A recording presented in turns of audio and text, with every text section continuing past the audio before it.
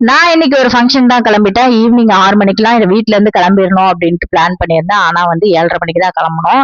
ஏன்னா என் வீட்டுக்காரர் வர்றதுக்கு லேட் ஆயிடுச்சு. இருந்தாலும் பரவாயில்ல, எத்தனை மணி ஆனாலும் போயிட்டு வந்துடணும்னு கிளம்பியாச்சு. ஃபங்க்ஷன் வந்து வீட்ல தான் வச்சிருந்தாங்க. அதனால டைரக்டா நாங்க வீட்டுக்கே போயிட்டோம். வீட்டுக்கு போயிட்டு கொஞ்சம் ஒரு 7:30 8 மணி போல போயிட்டோம். போயிட்டு நாங்க ஃபர்ஸ்ட் ஆளா நாங்க உட்காந்துட்டு இருக்கோம். இன்னும் தாய்மாமா வீட்ல இருந்து வரவே இல்ல.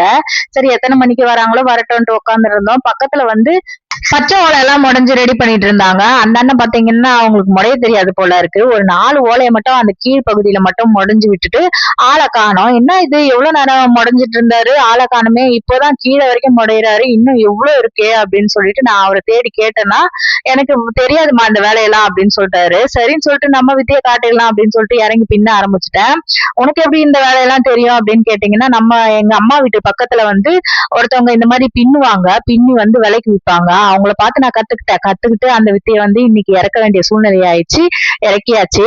பின்னி முடிச்சு எல்லாத்தையும் எடுத்து ஓரமா வச்சுட்டு அப்புறம் அம்மா வீட்டுல இருந்து யாராவது வராங்களா வந்துட்டாங்களான்னு பாத்துட்டு இருந்தேன். பிள்ளைங்கெல்லாம் ரூம்குள்ள இருந்தாங்களே என்ன பண்றாங்க அப்படின்னு சொல்லிட்டு ஒரு வாட்டி பாத்துட்டு வருவோம் அப்படின்னு சொல்லி போய் பார்த்ததுதான் பிள்ளைங்க ஒரே அலங்காரத்திலேயே முழுகி போயிட்டு இருந்தாங்க. தலை வர்றதும் பூ வைக்கிறதும் பொட்டு வைக்கிறதுமா இருந்தாங்க. சரி பார்த்துட்டு அதெல்லாம் கொஞ்சம் ரசிச்சேன். ஏன்னா நம்மளும் சின்ன பிள்ளையா இருக்கும் போது இதெல்லாம் பண்ணது தானே, ஃபங்க்ஷன்னாலே இதெல்லாம் பண்ணுவாங்கல்ல, அதனால என்ஜாய் பண்றாங்க பிள்ளைங்க அப்படின்னு சொல்லிட்டு பார்த்து ரசிச்சுட்டு இருந்தேன்.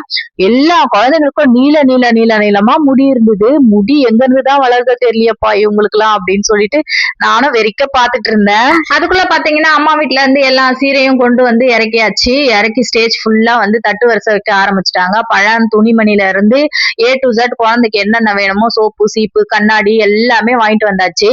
அண்டா குண்டா என்னென்ன தண்ணி குடிக்கிற டம்ளர்ல இருந்து சொம்பு வரைக்கும் தட்டுல இருந்து எல்லாமே வாங்கிட்டு வந்துருவாங்க. அந்த மாதிரி எல்லாமே வாங்கிட்டு வந்தாச்சு. வாங்கிட்டு வந்து ஸ்டேஜ்ல எல்லாத்தையும் எடுத்து வச்சுட்டு இருந்தாங்க.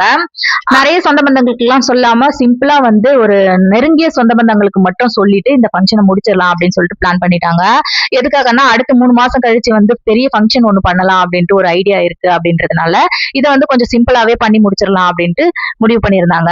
சொந்த பந்தங்கள்லாம் ஒருத்தரா வர ஆரம்பிச்சிட்டாங்க, வந்துட்டே இருந்தாங்க. அதுக்குள்ள பாத்தீங்கன்னா நம்ம தாய் மாமா வீட்டுல இருந்து வந்துட்டாலுமே நம்மளுக்கு வந்து ஃபங்க்ஷன் ஸ்டார்ட் ஆயிடுச்சு இல்லையா, அதனால குழந்தைங்களுக்கு தண்ணி ஊத்துறதுக்கு 3 பேர் சேர்ந்து தண்ணி ஊத்திட்டாங்க. தண்ணி ஊத்தி முடிச்ச உடனே ஸ்டேஜுக்கு கூட்டு போய் உட்கார வச்சு ஒயிட் துணி போடுவாங்க.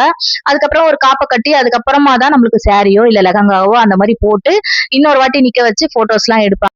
இந்த ஃபங்க்ஷனை பொறுத்த வரைக்குமே ரொம்ப ரொம்ப திருப்தியா இருந்தது. எதுக்காக நான் இப்படி சொல்றேன்னா, குழந்தைக்கு தேவையான எல்லா பொருளையும் வாங்கிட்டு வந்திருந்தாங்க. பார்த்து வாங்கிட்டு வந்த மாதிரி தான் இருந்தது, ஏனோ தானோன்னு இல்ல.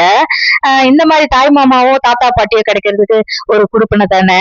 அடுத்த வீடியோல நான் உங்களை சந்திக்கிறேன். ஏன்னா அடுத்த வீடியோ அப்லோட் பண்ண போறேன். குழந்தைக்கு அடுத்த சடங்கு செஞ்சதெல்லாம் நான் உங்களுக்கு காட்டுறேன். பாய்.